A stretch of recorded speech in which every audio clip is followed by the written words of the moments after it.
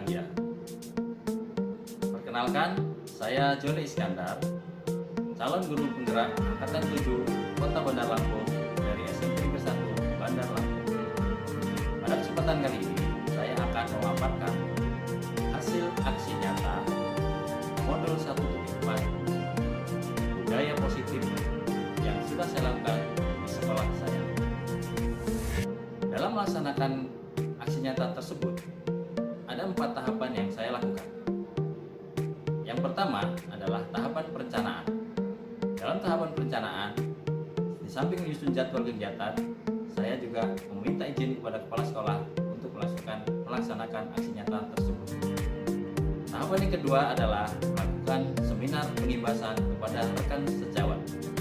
Kemudian yang tahapan ketiga adalah membuat kesepakatan kelas dengan siswa di kelas 94.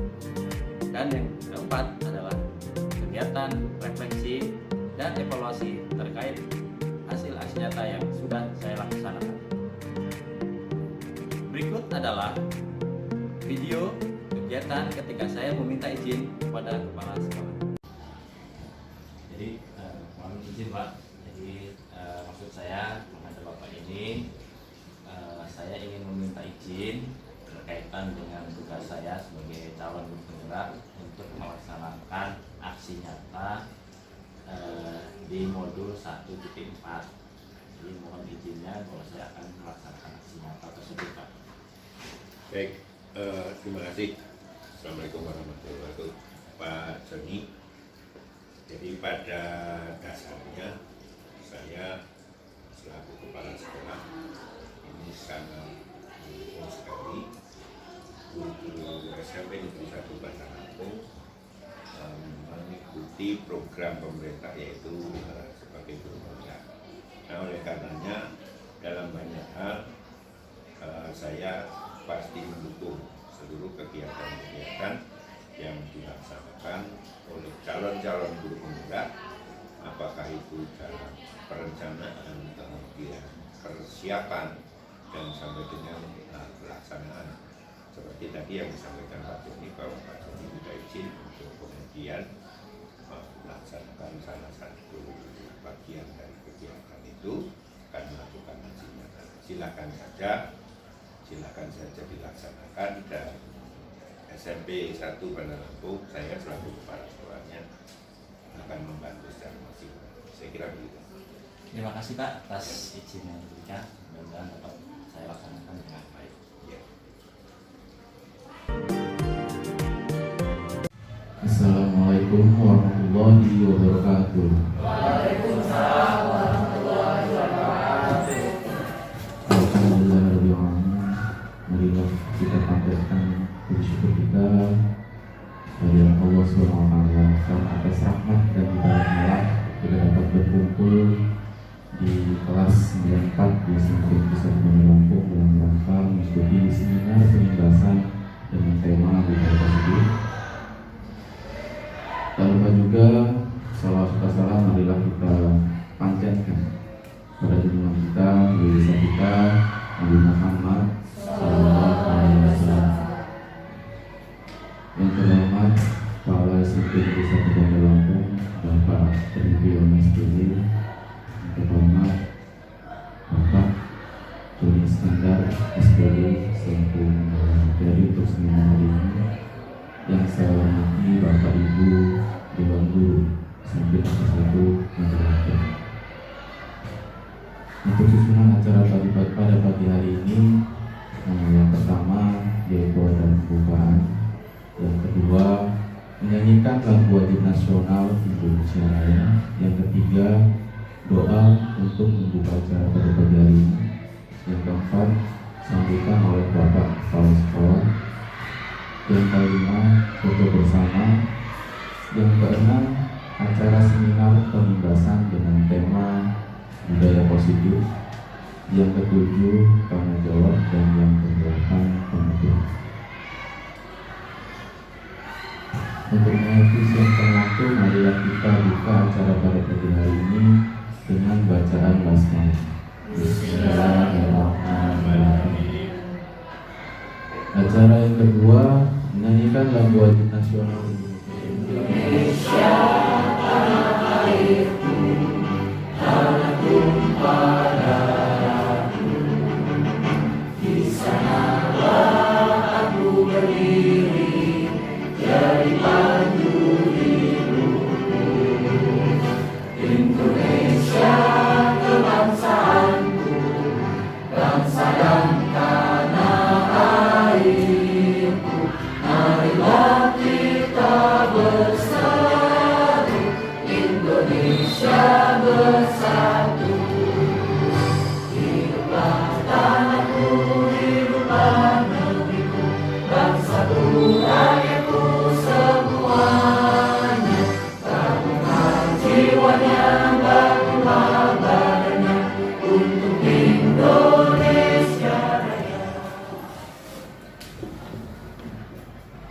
Acara yang ketiga yaitu doa untuk membuka acara. Bismillahirrahmanirrahim. Bismillahirrahmanirrahim. Alhamdulillahirabbil alamin. Hamdan syakirin, hamdan na'imin, hamdan yakafi ni'amahu wa yakafi mazidah. Ya Rabbana lakal hamdu wa lakal syukru kama yanbaghi li jalali wajhikal karim wa 'azimi sultani. Allahumma shalli wa sallim ala sayyidina Muhammad wa ala ali sayyidina Muhammad. Acara yang keempat yaitu sambutan yang akan disampaikan oleh Bapak Kepala Sekolah Bapak Ridwan Aspedi. Pada Bapak Ridwan.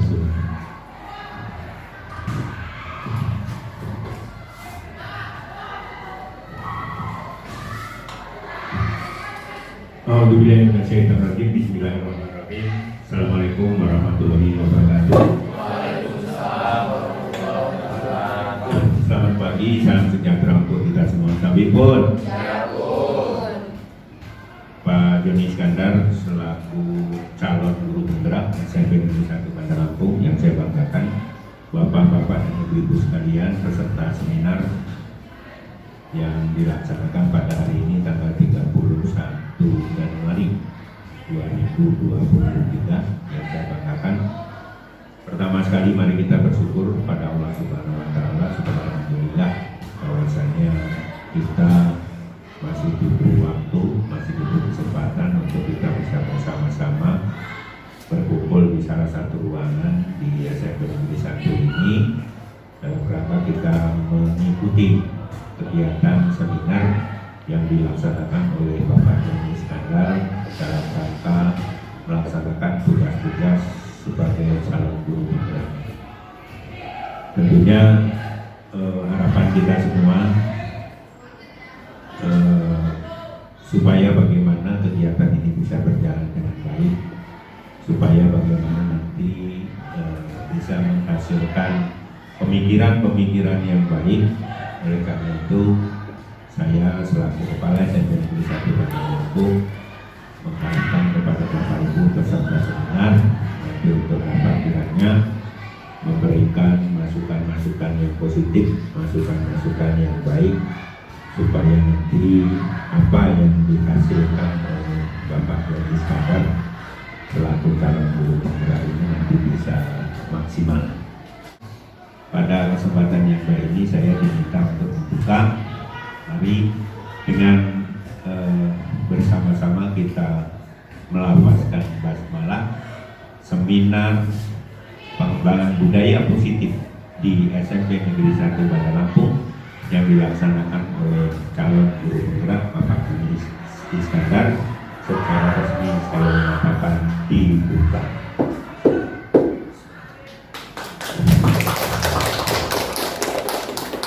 Terima kasih, saya akhiri wabillahi taufiq wal hidayah. Assalamualaikum warahmatullahi wabarakatuh. Waalaikumsalam.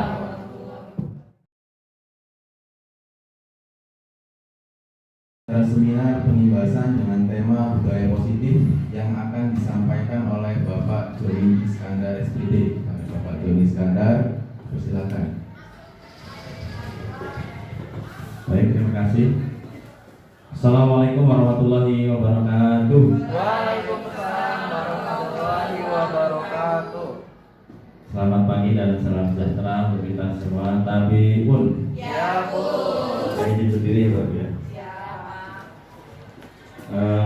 Puji syukur marilah kita panjatkan kehadirat Allah Subhanahu wa taala atas berkat iman, nikmat dan karunia-Nya pada kesempatan pagi hari ini kita dapat hadir di ruangan ini untuk mengikuti acara seminar pengimbasan terkait dengan modul 1 budaya positif dari program pendidikan guru penggerak. Salam dan salam semoga senantiasa tercurah kepada saudara kita Nabi Muhammad SAW. Pertama saya mengucapkan terima kasih kepada Bapak Ibu semua yang telah berkenan menghadiri undangan kami. Mudah-mudahan acara hari ini ada manfaatnya untuk kita semua. Ya. Amin.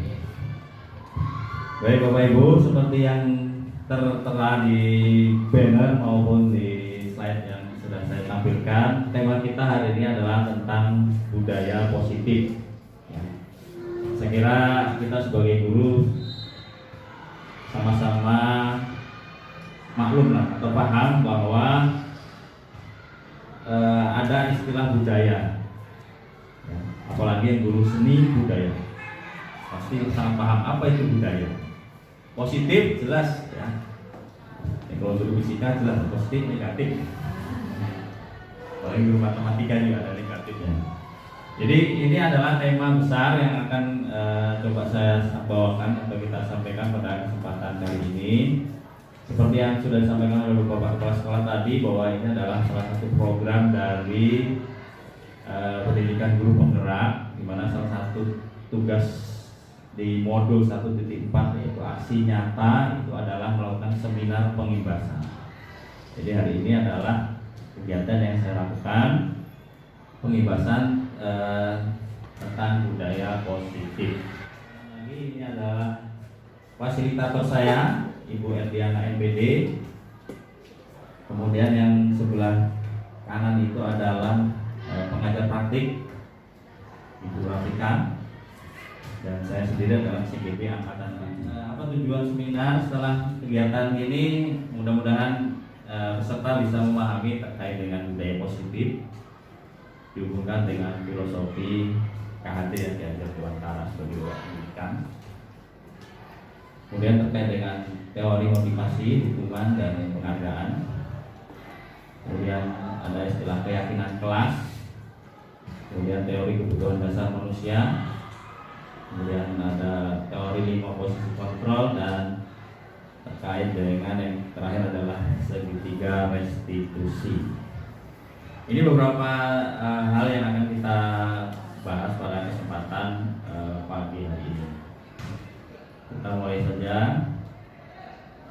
dari pertanyaan dulu.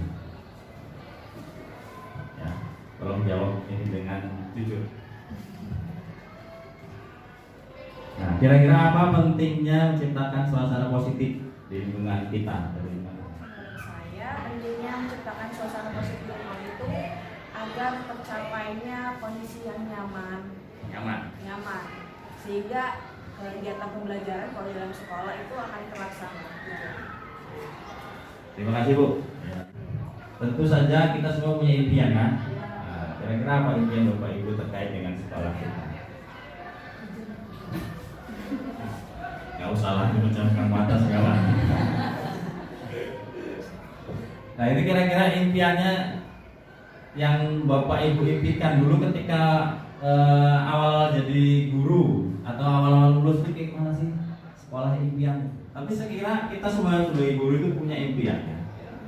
Dan sebagusnya punya impian. Jadi Bapak Ibu kalau punya impian mudah-mudahan bisa mewujudkan impian tersebut. Ya. Oh saya punya impian bahwa sekolah saya itu tertib, tidak ada yang terlambat. Misalnya jam 7 pagi sudah ditutup, nggak boleh ada yang terlambat, misalnya begitu. Misal tidak ada jam kosong, misalnya muridnya sangat hormat dengan guru-gurunya, nggak perlu dioper-oper untuk sholat, ganti baju setelah olahraga dan sebagainya. Itu impian. Saya kira sah-sah saja kita punya impian. Ya. Dan memang kita mulai dengan filosofi Ki Hajar Dewantara. Saya kira tagline Ki Hajar Dewantara itu sangat jelas. Apa? Ada 3. Ing ngarsa sung tulodo ing madya mangkarsa dan tut muri handayani. Nah, 3 itu di depan, di tengah, di belakang. Ing ngarsa sung tulodo berarti di depan memberikan teladan. Di tengah-tengah ing madya mangkarsa katakanlah memberikan semangat motivasi ya. Dan tut muri handayani memberikan dorongan. Itulah tugas guru, ada 3 itu sebenarnya. Memberikan teladan, motivasi, dan dorongan. Maka satu yang pertama jadi guru itu harus bisa menjadi teladan. Nah, kira-kira Bapak Ibu sudah bisa menjadi teladan belum bagi murid-muridnya? Insya Allah sedang berusaha, tetap berusaha. Ya. Teladan dalam bidang apa, Pak? Dalam bidang apa saja? Ya, dari mulai yang kata Pak rekan kemarin itu, wadah filter itu. Ya, kalau kita kan slogannya wadah filter, maka kita harus bisa menjadi teladan untuk menjadi wadah filter juga. Bertakwa, cerdas, kita harus cerdas. Guru itu harus cerdas kan gitu kira-kira. Kelihatan cerdas lah minimal di depan murid. Minimal di depan murid tuh ini hebat banget. Padahal udah belajar dulu kan.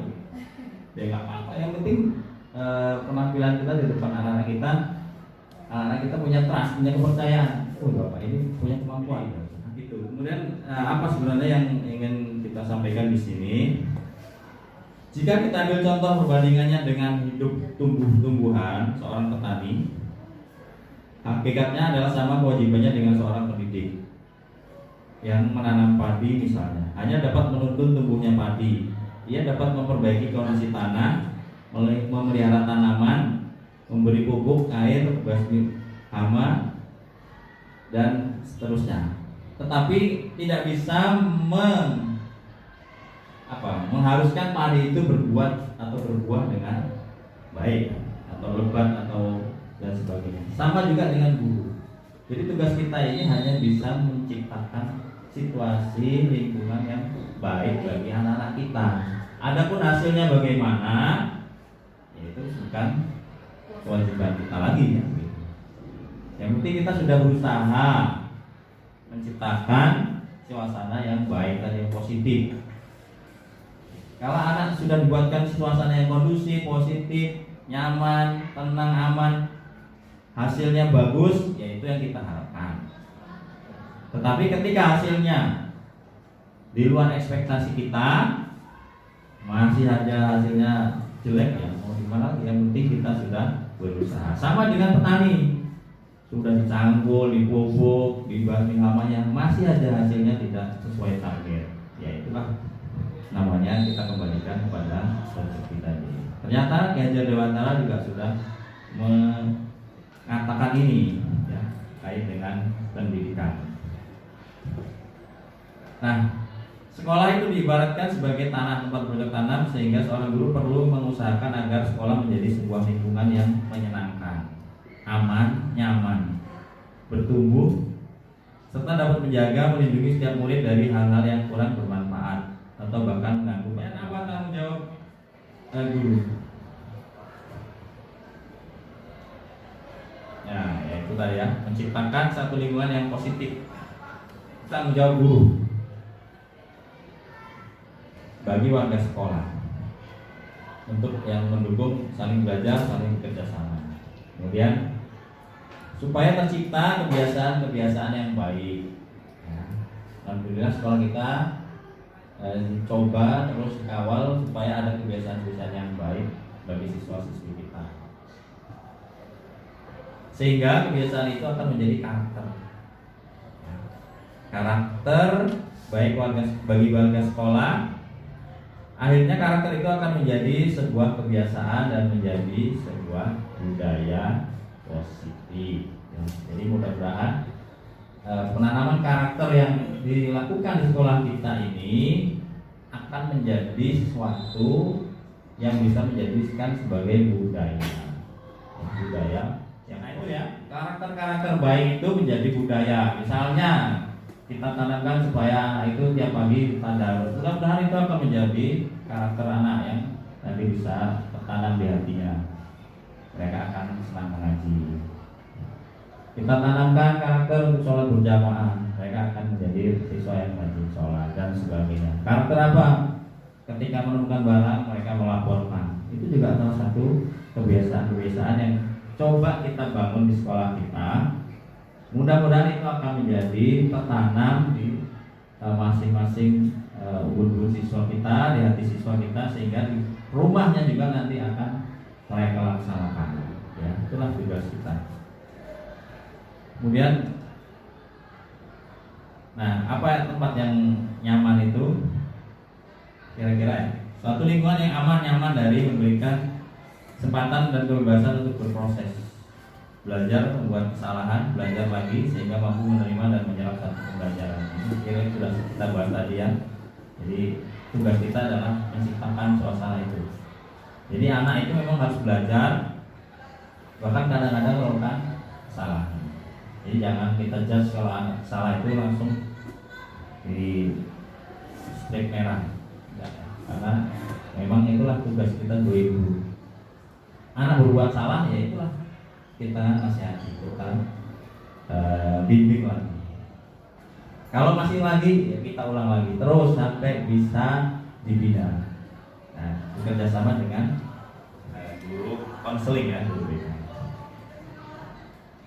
Nah, sekarang apa yang harus kita lakukan? Yang pertama adalah menghilangkan rasa takut dalam diri murid sehingga mereka aman, nyaman berada di sekolah. Nggak boleh murid itu dibuat takut, distigmatisasi. Wah, di pelajaran ini gurunya galak, takut mau masuk. Akhirnya hari itu dia nggak sekolah. Kenapa? Karena ada pelajaran itu. Ada nggak yang seperti ini? Ada ya. Kenapa tugasnya banyak? Akhirnya karena satu lewat tugas, pekan depan dapat tugas lagi, numpuk, akhirnya ruwet sendiri. Nah, ya. Akhirnya anak itu merasa takut mau sekolah. Nah, itu jangan sampai bapak ibu guru distigmatisasi seperti itu. Nah, kenapa? Karena bapaknya galak atau ibunya judesnya luar biasa. Padahal sebenarnya hanya stigma ya. Tapi karena sudah kadung seperti itu, akhirnya murid merasa takut. Bahwa membuat kesalahan adalah satu proses pembelajaran sendiri. Ya, memang belajar dari kesalahan itu adalah juga hal yang ada ya. Kemudian hanya dengan demikian semua murid dapat belajar dengan rasa tenang tanpa tekanan dan nyaman. Ingat ya, siswa itu harus belajar dengan tenang, tanpa tekanan dan nyaman. Nah, kenyamanan itu yang harus kita buatkan. Walaupun kita juga bisa 100% ya, karena pasti ada yang buat. Nah, ada rujukan ya, ini dapat kita lihat di standar nasional pendidikan ya, bahwa lingkungan positif sangat diperlukan. Ini undang-undang yang bilang ya. Agar pelajaran terjadi adalah pelajaran yang berpihak pada murid, yaitu suasana yang belajar dilakukan adalah interaktif, inspiratif, menyenangkan, menantang, memotivasi, memberikan ruang untuk bagi prakarsa, kreativitas dan kemandirian sesuai dengan minat dan bakat. Ini undang-undang sudah mengatakan itu atau peraturan. Jadi memang itu hal yang harus dilakukan oleh sekolah. Kemudian apa itu disiplin positif? Menurut Bapak Ibu disiplin itu apa? Sesuatu yang dilakukan terus menerus, secara teratur, konsisten. Apa itu disiplin menurut Bapak Ibu? Mayoritas orang akan menghubungkan disiplin itu dengan tata tertib ya, ya enggak? Teratur, kemudian patuh pada aturan. Kata Bu Resi kata taat pada aturan. Itu hubungan disiplin. Nah, kata disiplin juga sering dihubungkan dengan hukuman, ya kan? Kalau nggak disiplin, kena hukuman ya anak. Nggak pakai baju dengan benar, misalnya seragam bersalah, atau nggak pakai topi ketika pacaran, itu dianggap tidak disiplin. Ya? Kenapa? Nggak pakai topi, lupa. Padahal itu sebenarnya different ya, berbeda. Kita lihat apa? Dimana disiplin positif itu tidak harus dengan memberikan hukuman. Tidak harus, tapi ya, ini katanya tidak harus. Berarti salah satu alternatif saja ya. Kan alternatif. Dan bila perlu digunakan, tidak perlu digunakan sama sekali kalau bisa, ya kan? Jadi nggak perlu dihukum sebenarnya. Yang benar sebenarnya seperti itu tentang disiplin itu. Tapi kan itu dikatakan di situ alternatif. Jadi kalau alternatif itu ya boleh, alternatif, tidak dilarang. Nah, menurut Ki Hajar Dewantara, disiplin itu apa? Ya, disiplin itu dia katakan di mana ada kemerdekaan, disitulah harus ada disiplin. Justru ya, di situ ada kemerdekaan, di situ ada disiplin yang kuat. Sungguh pun disiplin bersifat self disiplin, yaitu disiplin dari kita sendiri yang mewajibkan kita dengan sekeras-kerasnya. Tetapi sama saja, sebab jikalau kita tidak cakap melakukan self disiplin, wajiblah penguasa lain mendisiplinkan diri kita. Dan peraturan yang demikian itulah harus ada di dalam suasana yang merdeka. Jadi idealnya disiplin itu dari dalam diri masing-masing. Tetapi kalau tidak bisa, maka harus ada pihak lain. Maka sekolah inilah yang disebut pihak lain tadi, mengajarkan disiplin kepada siswa-siswi kita, ya. Atau negara yang mendisiplinkan warganya. Di dalam standar nasional pendidikan juga ada. Tujuan mulia dari penerapan disiplin positif adalah agar terbentuk murid yang berkarakter, ya, karakter disiplin, berdisiplin, santun, jujur, peduli, bertanggung jawab, dan merupakan pembelajar sepanjang hayat sesuai dengan standar kompetensi lulusan. Jadi itu di standar nasional juga sudah dituangkan seperti itu. Jadi kita sebagai guru harus paham ya bahwa dalam konteks pendidikan itu ada 8 standar. Mungkin Bapak Ibu nanti kalau akan direkrut menjadi salah satu tim dalam akreditasi, maka itu ada 8 standar. Nah, salah satunya adalah standar kompetensi lulusan. Nah, kemarin Pak Letak mengatakan wadas filter takwa. Jadi salah satu indikatornya apa? Siswa SMP 1 itu rajin beribadah, misalnya begitu. Itu salah satu standar kompetensi lulusan kita. Kenapa? Karena kita visinya adalah bertakwa, ya. Maka standar kompetensi lulusan itu di tingkat nasional juga ada, untuk tingkat SMP itu apa, ya. Kemudian motivasi, kita lanjutkan kepada motivasi perilaku manusia. Ada 3 motivasi ini yang disampaikan atau ditulis oleh Dian Gosen, ya. Yang pertama, jadi seorang itu melakukan sesuatu untuk menghindari ketidaknyamanan atau menghindari hukuman, ya kan? Ini merupakan tingkat terendah dari motivasi.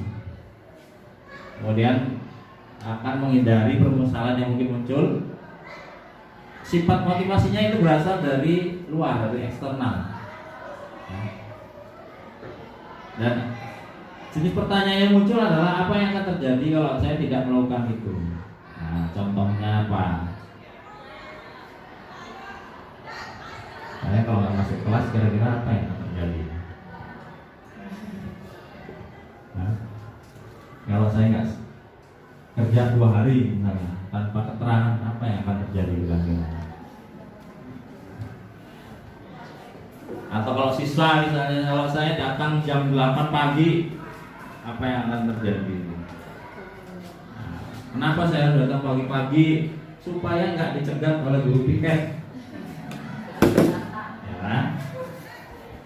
Kenapa saya harus masuk kelas? Supaya nggak dipanggil pagi-pagi misalnya. Nah, ini motivasinya eksternal, ya, untuk menghindari tidak nyaman. Kalau kita ditegur kelas kan nggak nyaman. Misalnya, kenapa bapak terlambat? Tadi macet di sana gini-gini, ya, macet jalanan. Kalau bapak lebih pagi datangnya macet enggak pak, makanya datangnya lebih pagi. Siapa? Dipanggil. Atau kalau nggak ada ditelepon. Nah, Saya juga diceritakan ini di sekolah yang sama-sama negeri di Bandar Lampung ini ada ternyata jam 7 gerbang itu sudah ditutup. Mau siswa mau guru nggak boleh masuk. Nah, itu ya. Disiplin nggak itu? Bagus nggak kira-kira? Bagus nggak? Bagus nggak kira-kira? Bagus sebenarnya ya.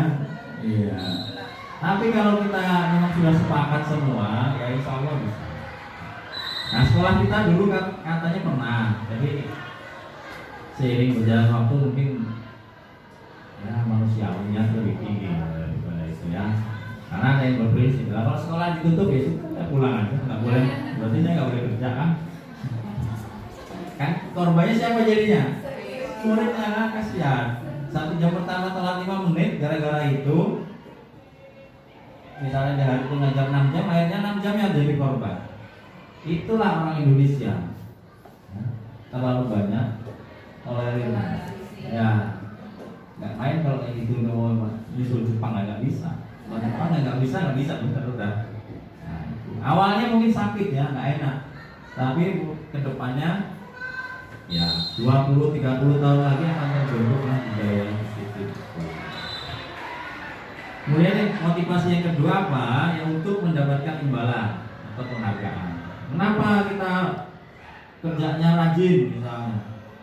Datang pagi pulang paling sore supaya dapat pujian dari pimpinan. Boleh juga. Ya. Satu tingkat ini motivasinya dari yang tadi. Ini lebih baik sedikit ya. Kemudian ini untuk mendapatkan imbalan atau penghargaan. Ada kata lomba misalnya dulu. Lomba apa? Lomba baca Quran misalnya. Lombanya yang seberapa? Baru lomba solo song. Nah, yang menang Bu Fitri terus pasti.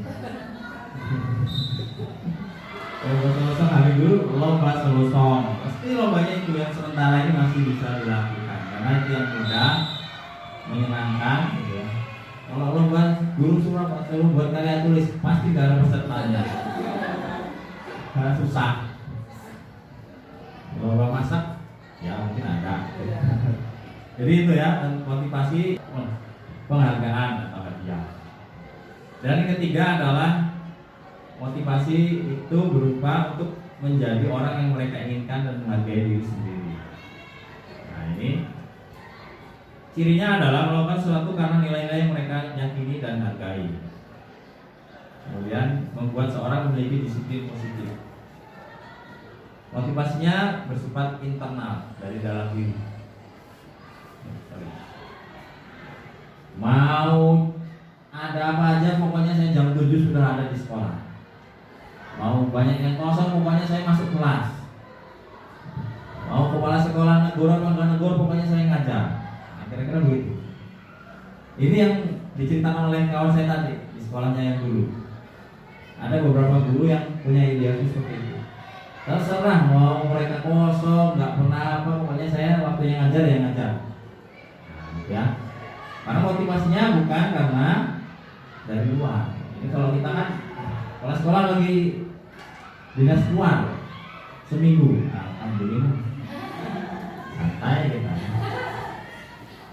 Apalagi wakil kurikulumnya juga lagi dinas luar, sudah santai aja kita. Nah itu berarti motivasinya eksternal. Nah, Bapak Ibu, mari kita tumbuhkan motivasi dari internal.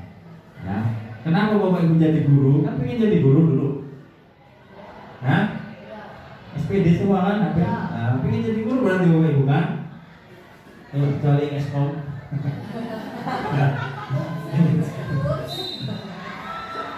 Kalau memang pengen jadi guru ya tugas guru itu ngajar Bapak Ibu ya. Mau ada apa aja pokoknya ngajar. Gak perlu ada kepala sekolah apa kan pokoknya saya mengajar. Nah, cintai profesi kita. Ah gitu. Kalau sesekali ya oke lah ya. Nanti kalau masuk terus juga ada omongan yang nggak enak. Apa nih Bapak ini mental yang gitu? Apa Bapak ini sakit? Nggak pernah sakit perasaan Bapak ini loh masuk. Padahal kalau dilakukan survei kepada seluruh siswa Indonesia ini, maka jam pelajaran yang paling favorit itu pasti satu, jam kosong. Ya kan? Jadi walaupun apa-apa, tapi ya kita nggak boleh juga terpengaruh itu. Pasti di antara 32 siswa itu adalah siswa yang mengharapkan kehadiran kita, ya kan? Nah, at least 1 atau 2, nggak apa-apa. Syukur-syukur kalau dari 30 siswa itu 25 memang sangat merindukan kita. Yang 5 ya nggak apa itu biarin aja. Nah itu berarti Bapak Ibu sudah menjadi guru yang dirindukan. Nah, mau nggak Bapak Ibu jadi guru yang dirindukan? Oh ya. Jadi saya waktu ditanya dulu pernah ketika kegiatan Lokakarya itu apa prestasi atau sesuatu yang paling menggembirakan Bapak Ibu. Saya jawab singkat saja. Saya cukup senang kalau murid bisa menerima saya dengan senang di dalam kelas dengan bahagia. Udah cukup itu aja, nggak usah banyak-banyak. Kalau kita datang ke kelas, siswa kita senang, nggak ada penolakan, itu kan suatu hal yang sangat positif ya. Tapi kalau sebaliknya, ada IPA lagi, siapa guru Pak Jois lagi? Pasti tugas. Stres duluan. Atau teman-teman ini sebenarnya lagi. Susah. Tapi dia yang Pak Jum ini enak nyanyi diharapkan ya. Nah, kita kembali kepada pertanyaan diri kita sendiri coba. Mengapa kita hadir kelas tepat waktu? Kira-kira kenapa? Kenapa kita datang ke kelas tepat waktu?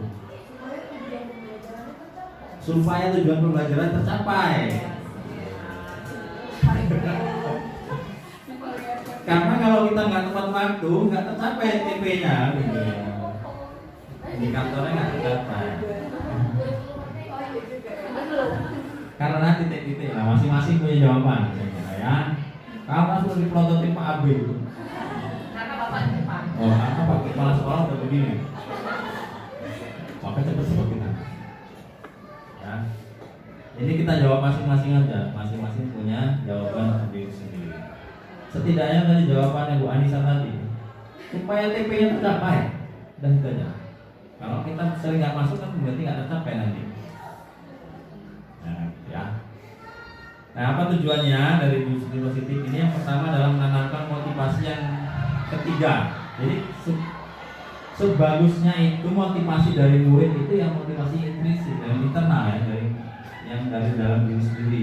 Mereka datang ke sini itu memang karena ada motivasi dari dalam diri sendiri mereka, bukan karena takut nggak naik kelas.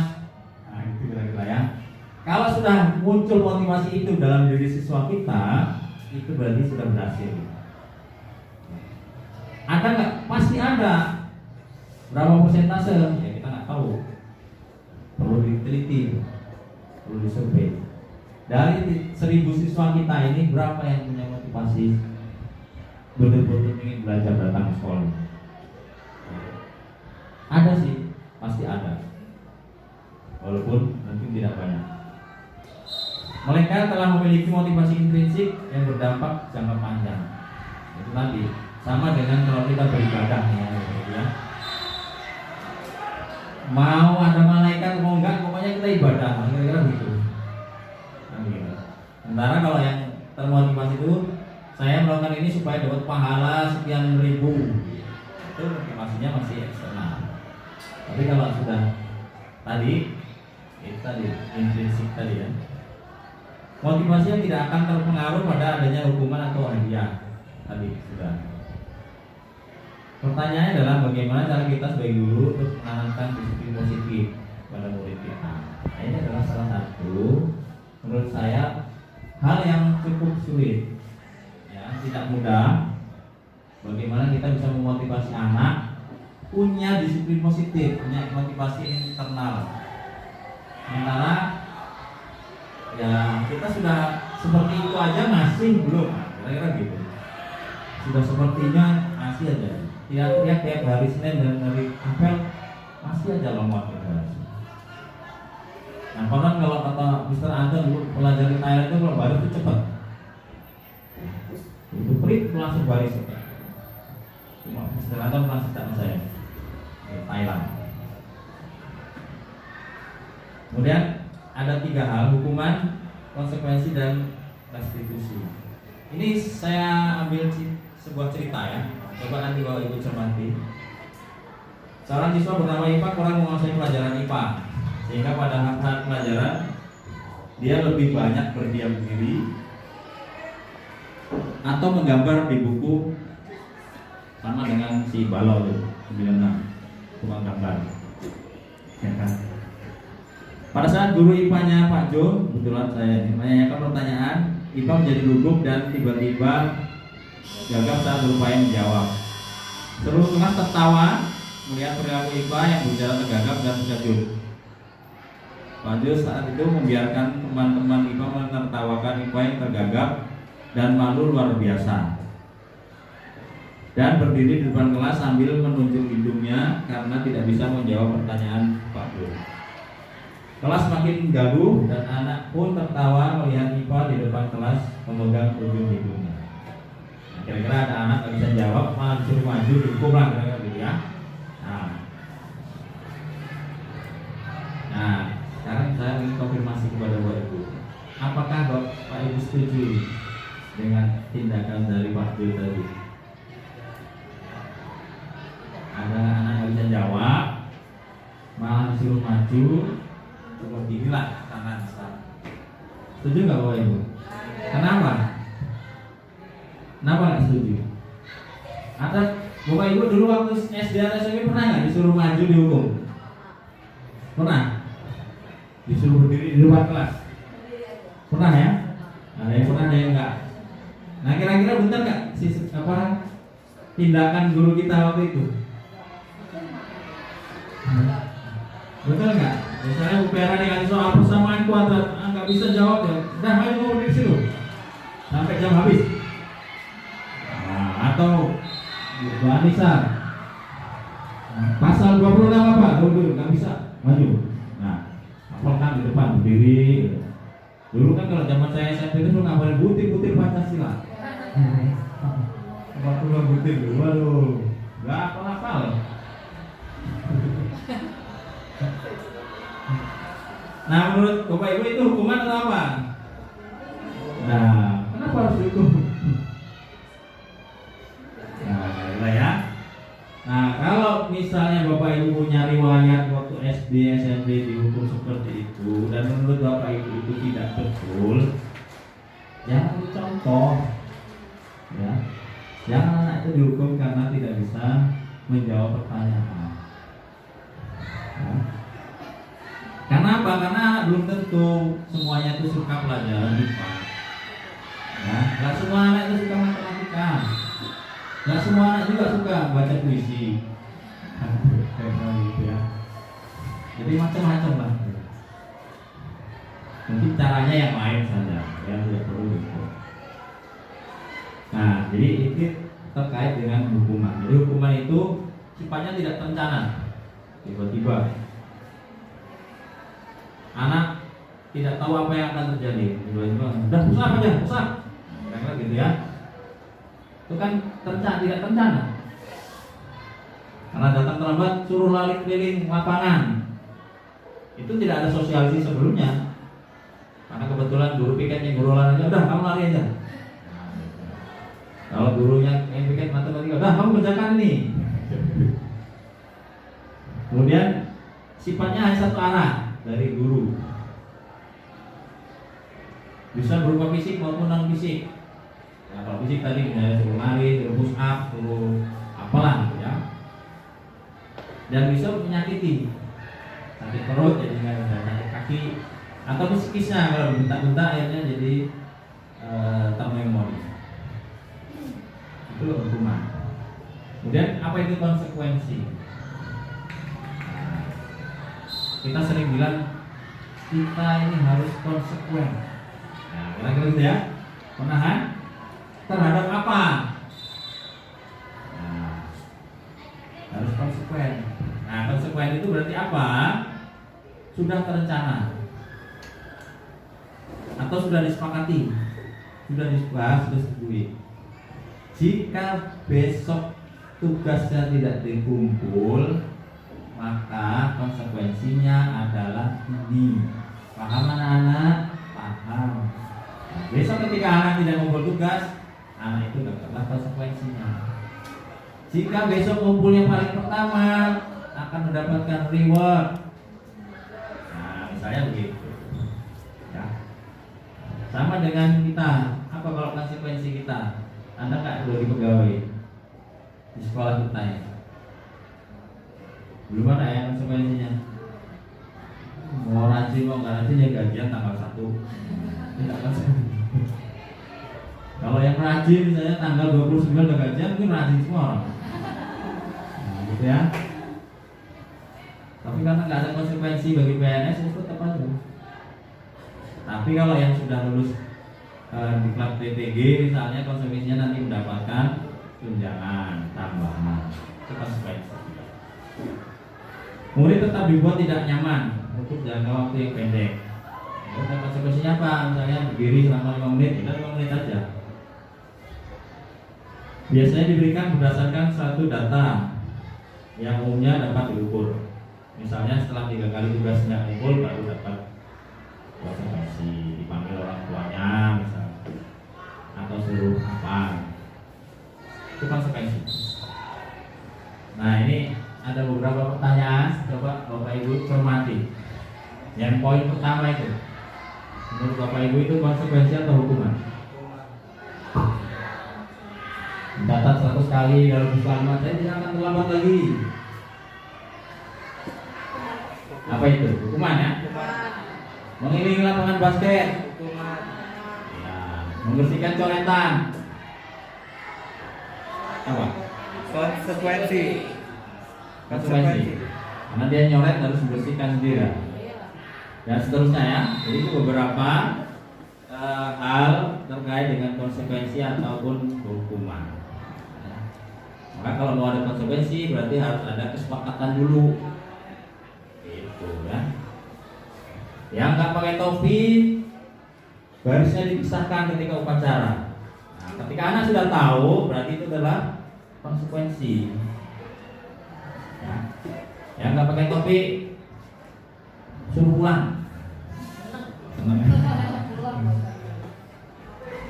Sekarang yang berikutnya adalah tentang restitusi. Restitusi adalah sebuah pendekatan untuk menciptakan disiplin positif.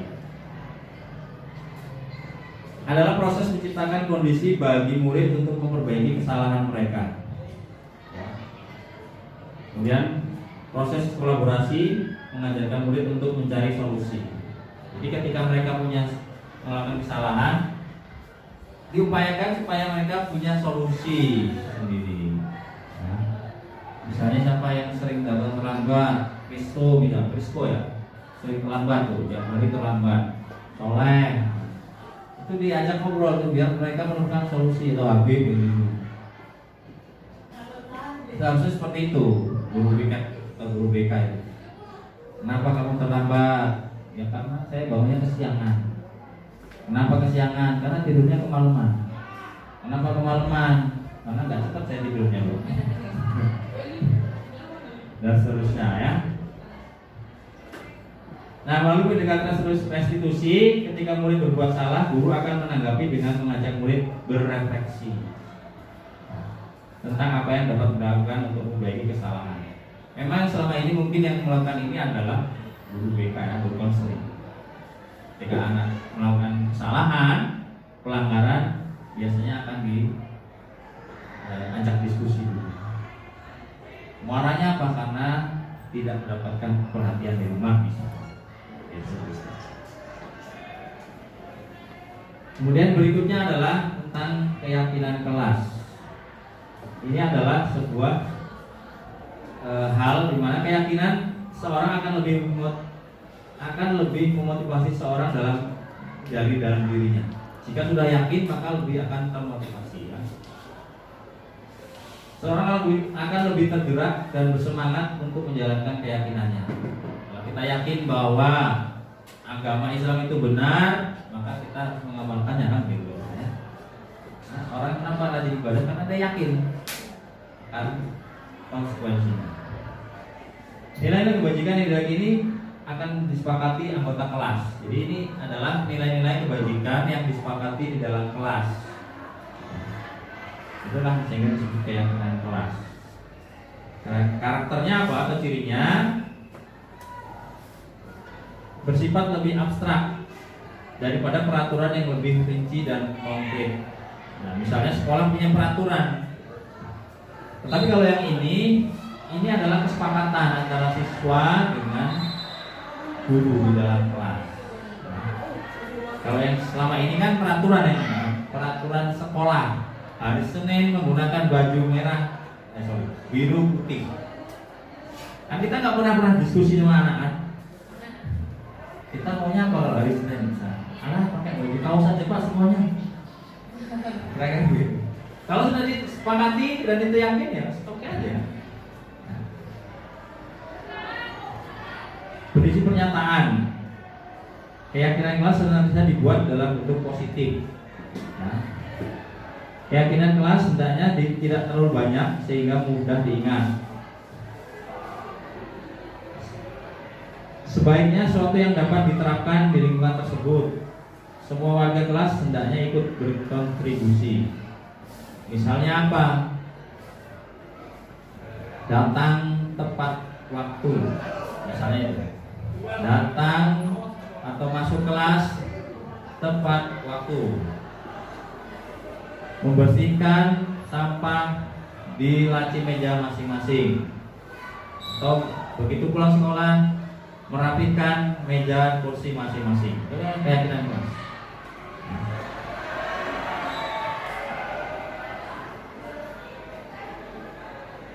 Berikutnya kita lanjutkan tentang 5 kebutuhan dasar manusia. Ini simpel saja. Menurut Bapak Ibu, apa kebutuhan dasar manusia ini? Makan minum. Makan, minum, tempat tinggal. Dulu waktu SD saya dipelajari tentang kebutuhan pokok. Kebutuhan primer itu ada 3. Sandang, pangan, papan. Nah, selain itu apa lagi? Kan butuh pendidikan juga. Oh tapi itu bukan primer, itu disebut sekunder. Nah kebutuhan dasar itu yang pertama adalah bertahan hidup, ya kan? Jadi orang itu pasti berupaya supaya bertahan hidup kan, survival dulu. Makan, minum dan sebagainya itu supaya bertahan hidup. Kemudian kasih sayang dan rasa diterima. Jadi semua orang itu ingin mendapatkan kasih sayang dan rasa diterima. Sama juga dengan murid-murid kita. Murid kita ini semuanya ingin dapat kasih sayang, baik di rumah, baik di sekolahnya, ya kan? Ini sudah di rumah ambur-ambur, di sekolah ketemu guru yang galak, kapan dia mau dapat kasih sayang? Mau berekspresi nggak diterima, akhirnya apa yang terjadi? Penyimpangan. Kemudian kebutuhan yang berikutnya adalah tentang kebebasan. Semua orang ingin bebas, ya kan? Maka Indonesia dulu supaya terbebas dari penjajahan, berjuang membebaskan dari penjajahan. Kemudian kesenangan. Semua orang ingin mendapatkan kesenangan. Anak juga ingin senang datang sini. Kemudian yang kelima adalah penguasaan atau power. Power itu kata-kata tentang penghargaan. Ya. Jadi ketika mereka menang lomba itu mendapatkan penghargaan berupa apa? Diumumkan di depan khalayak ramai. Itu salah satu kebutuhan dasar. Pasti senang betul itu diumumkan, ya. Nah, itu adalah kebutuhan dasar manusia. Ya, ada bertahan hidup, kasih sayang, kemudian kebebasan, kesenangan dan penguasaan. Kalau semuanya itu sudah dapat, insya Allah nyaman hidupnya. Ya. Kemudian yang berikutnya ini terkait dengan posisi guru mengontrol anak-anaknya. Yang pertama adalah guru sebagai penghukum. Bapak Ibu kira-kira penghukum kan? Pernah menghukum anak kan? Pernah. Yang kedua adalah membuat rasa bersalah. Ini malah seolah-olah ngomongnya ke anak itu membuat anak itu gara-gara kamu itu jadi dimarahi kepala sekolah. Gara-gara kamu nggak ngumpul tugas, saya di omel-omelin sama pengawas ya. Teman, ini kira-kira membuat siswa itu seperti temannya, ya dianggap seperti teman, jadi akrab lah gitu ya, pakai tos segala gitu. Kemudian memantau, ini sesuai dengan aturan saja, pokoknya guru itu sesuai dengan aturan. Kemudian yang kelima adalah sebagai manajer. Nah, ini adalah posisi guru, penghukum, pembuat rasa bersalah, teman, pemantau, dan manajer. Menurut Bapak Ibu, mana posisi yang sekarang Ibu Bapak punyai? Apakah Bapak Ibu sudah menjadi seorang manajer? Sudah? Sudah ya? Alhamdulillah. Atau baru menjadi seorang pemantau? Ya, apa bedanya? Nah, kira-kira begini, guru yang menghukum itu menerapkan posisi menghukum akan berkata, patuhi aturan saya. Atau awas ya, kamu selalu saja salah. Kira gitu ya, dan beberapa lain. Selalu. Guru seperti ini senantiasa percaya hanya ada satu cara untuk pembelajaran tetap berhasil, yaitu dengan cara guru tersebut. Dia nggak percaya dengan cara atau diskusi dengan siswa. Kemudian membuat rasa bersalah ini, nah tadi bersuara lemah lembut, menggunakan keheningan. Ibu sangat kecewa sekali dengan kamu. Berapa kali Bapak harus memberitahu kamu ya? Nah, sekarang dikirkan bodoh amat gitu. Dan seterusnya. Kemudian yang ketiga, teman. Nah, kira-kira kalau teman apa yang diucapkan? Ayo bantulah demi Bapak. Ayo rajin dong, Bapak lagi ini sama kepala sekolah. Ayo ingat tidak bantuan Bapak sama ini. Ditolong terus. Akhirnya punya trust dia dengan guru tersebut. Tapi lama-lama kalau nggak dengan guru tersebut ya nggak bisa juga melakukan, ya. Kira-kira itu. Kemudian suatu saat nggak membantu, dia akan mengatakan, saya pikir Bapak ini adalah teman saya. Guru atau teman? Nah, itu salah, ya. Murid hanya akan bertindak untuk guru tersebut. Nah, ya. Mungkin di sini adalah ya seorang siswa yang terlalu tertutup oleh seorang guru, sehingga apapun yang dilakukan oleh guru tersebut dia akan turun, tapi guru lain dia akan mencoba membantu. Ini hanya mengawasi kalau ini ya, sesuai dengan peraturan. Peraturannya apa? Apa yang telah kamu lakukan dan seterusnya. Dan yang terakhir sebagai manajer, berbuat sesuatu bersama dengan murid, kemudian akan berkata apa yang kita yakini, kembali ke keyakinan kelas. Apa yang kamu yakini? Nah, kira-kira tadi yang mengajak diskusi anak, itu manajer.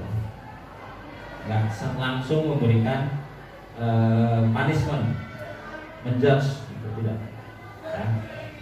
Dan itu terkait dengan posisi kontrol. Yang terakhir adalah tentang restitusi, sebuah tahapan untuk memudahkan para guru dan orang tua dalam melakukan proses menyiapkan anaknya untuk melakukan restitusi.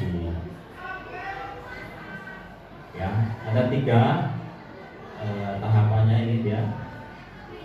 Yang pertama adalah menstabilkan identitas. Jadi begitu anak melakukan kesalahan itu, jangan langsung dibentak-bentak, stabilkan dulu. Kan salah satu contoh kata-katanya adalah, setiap orang pasti pernah melakukan kesalahan. Kamu bukan satu-satunya pernah melakukan ini, dan seterusnya. Pokoknya dibuat seolah-olah stabil dulu. Baru yang berikutnya adalah validasi tindakan yang salah. Kamu tentunya punya alasan melakukan itu kan? Kenapa kamu melakukan sebuah itu ada alasannya kan? Dan yang ketiga adalah menanyakan keyakinan. Memang keyakinan kelas apa yang sudah kita sepakati? Dan seterusnya. Nah, Ini adalah panduan sederhana untuk menyelesaikan permasalahan siswa seperti garis diskusi ini.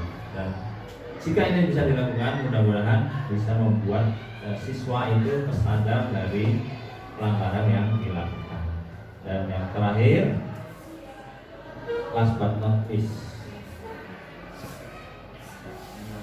Nah, di Standar Nasional Pendidikan dikatakan bahwa dalam penerapan program disiplin positif, hendaknya guru memiliki standar kepribadian yang profesional dan sosial yang baik. Jadi yang pertama itu, guru itu harus profesional dulu dan punya sosial yang baik dulu, baru melangkah ke tindakan selanjutnya. Kalau gurunya udah nggak profesional, jangan harap ya, akan berlanjut ke seterusnya. Jadi saya kira itu saja intinya, bahwa kita kembali kepada tugas kita sebagai seorang guru, sama seperti yang sudah dikatakan oleh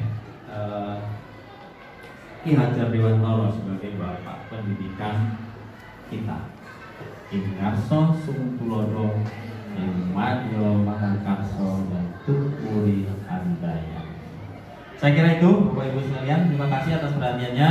Jika ada yang ingin didiskusikan, mungkin masih ada waktu sebentar. Saya kembalikan dulu kepada Bapak Moderator. Assalamualaikum warahmatullahi wabarakatuh.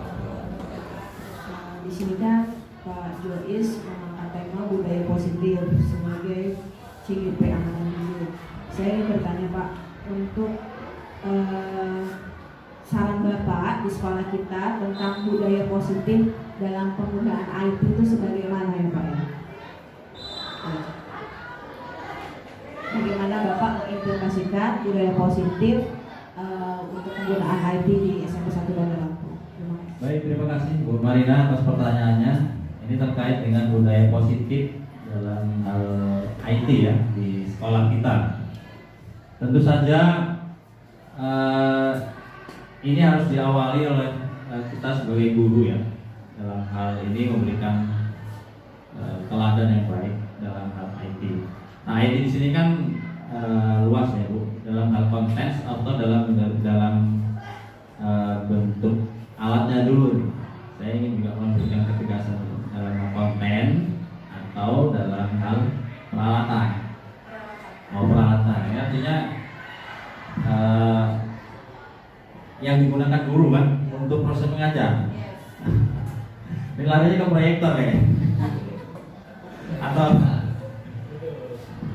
baik, jadi yang jelas yang pertama, kalau terkait dengan bagaimana budaya positifnya, jelas gurunya harus bisa IT dulu. Ya kan?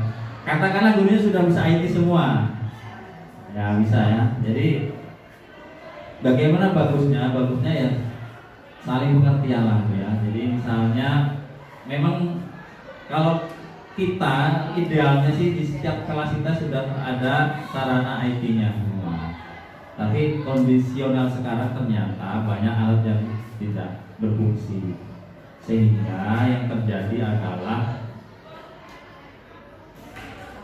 berebut ya. Guru menggunakan proyektor tapi tidak bisa, karena apa? Karena terbatas jumlahnya. Nah, untuk itu mungkin nanti dari bidang kurikulum ini harusnya memberikan semacam jadwal penggunaan.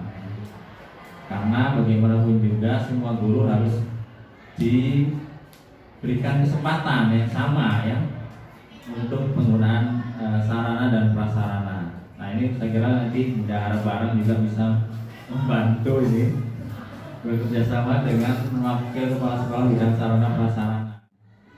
Kita memasuki acara yang ke-8, yaitu penutupnya.